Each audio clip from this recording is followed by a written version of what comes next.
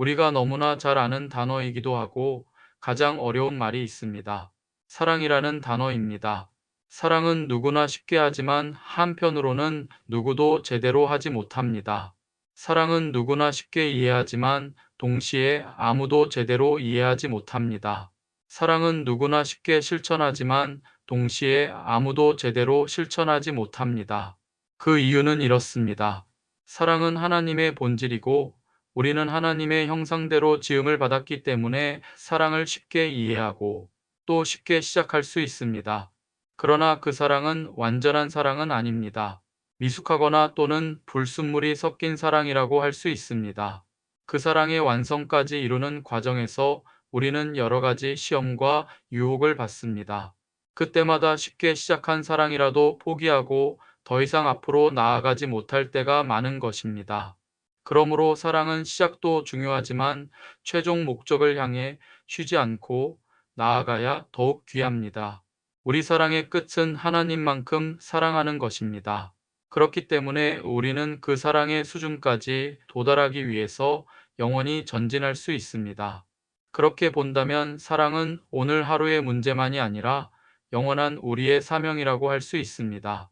또한 사랑은 어떤 물질이나 돈과 달라서 오늘 많이 저축했다가 내일 필요할 때 꺼내 쓸 수도 없습니다. 만약 사랑이 어떤 관념이나 돈이라면 그럴 수 있을 것입니다. 예를 들어 돈은 많이 저축했다가 내일 필요할 때 꺼내 쓸 수 있고 지식도 머리에 저장했다가 필요할 때 꺼내 쓸 수 있습니다. 그러나 사랑은 어떻습니까?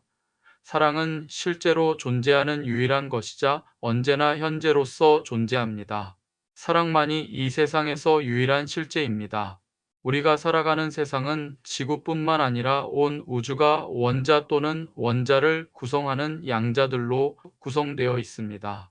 그러나 그것들은 하나님께서 새롭게 만드시는 세상이 오시는 날 구겨지고 불타지고 없어집니다. 그러기에 그것들은 진짜가 아닙니다. 마치 관념이 진짜가 아닌 것과 같고 돈이 실물이 아니라 사람들과의 약속 안에서만 유효한 것과 같습니다. 이 세상이 없어질지라도 유일하게 남는 것은 하나님의 말씀과 사랑입니다. 그래서 하나님은 말씀이시며 사랑이신 것입니다. 그런데 이 사랑을 우리가 어떻게 이 세상에서 경험할 수 있습니까? 그것은 언제나 나라고 하는 구체적인 몸을 통해서 표현하고 실천하는 만큼 경험할 수 있습니다. 어제 많이 사랑했으니 오늘은 그것을 꺼내 쓰려고 해도 그럴 수 없는 것은 사랑이야말로 현재에만 존재하며 영원히 존재하기 때문입니다. 내가 직접 행동한 만큼만 사랑입니다. 내가 실제 경험한 그만큼만 사랑인 것입니다. 그래서 우리는 영원히 변하지 않는 하나님의 말씀 속에서 예수 그리스도의 사랑을 깨달을 수 있지만 거기에서 멈춰서는 안 됩니다. 그때부터는 주님의 사랑을 직접 따라해 봐야만 하는 것입니다. 오늘 말씀에서 깨닫는 예수님의 사랑은 무엇입니까? 예수님은 세상을 떠나 아버지께로 돌아가실 때가 이르렀습니다. 그런데 이때 예수님은 세상에 있는 자기 사람들을 끝까지 사랑하셨습니다. 당시의 예수님의 상황은 죽음을 앞두셨습니다. 예수님 주변에 있는 사람들이 다 등 돌리고 외면하고 심지어 침 뱉고 저주할 것입니다. 그러나 그럼에도 불구하고 예수님은 사랑하셨습니다. 끝까지 사랑하셨습니다. 요한복음의 후반부를 관통하는 중심 주제는 바로 이 사랑과 영광입니다. 예수님의 사랑을 통해서 사람들은 하나님의 영광을 보았습니다.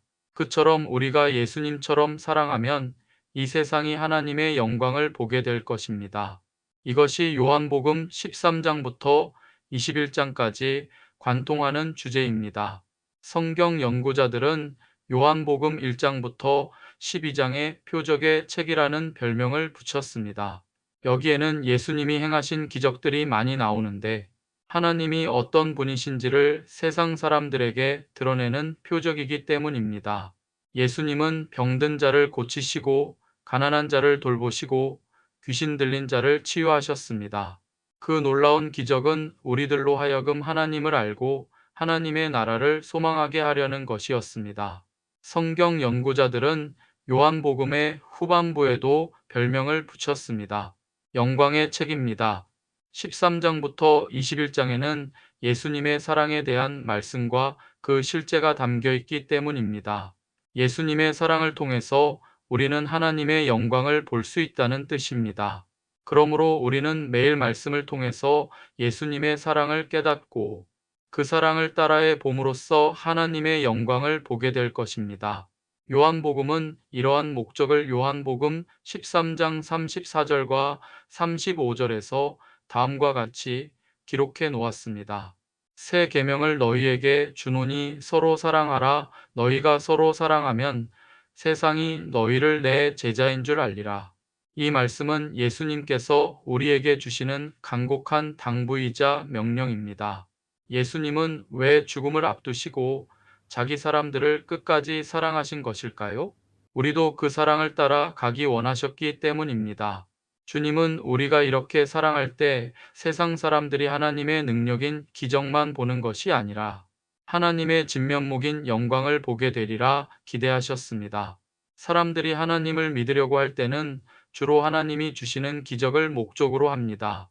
하지만 점점 믿음이 성숙해져 가면 기적은 드문 일이 됩니다. 기적만을 바라는 사람은 하나님을 사랑하지 않고 하나님의 선물만 바라게 되기 때문입니다. 그러나 아들 예수님을 보내신 하나님의 사랑을 깨닫고 예수의 사랑을 따라가려는 사람은 하나님의 진면목인 영광을 보고 영원히 주를 사랑할 수 있습니다. 우리는 주님의 그러한 기대를 한 몸에 받고 2025년을 시작했습니다. 우리는 예수님이 끝까지 사랑하신 사람들입니다. 그러므로 우리들도 예수님처럼 사랑하는 것을 목적으로 살아가야 합니다. 성도 여러분, 올해 우리는 더욱 사랑할 수 있을까요? 우리의 삶의 목적은 거기에 있어야 합니다. 기도하겠습니다. 주님, 저희 삶의 목적이 예수님처럼 사랑하는 것에 있다고 말씀하여 주시니 감사합니다. 올 한 해 우리 인생이 지난 어느 해보다 더욱 사랑하게 하여 주옵소서. 관념적인 사랑, 머릿속에만 머무는 사랑에서 벗어나 실질적인 사랑을 함으로써 이 세상이 하나님의 진면목을 보게 하여 주옵소서. 예수님 이름으로 기도드립니다. 아멘.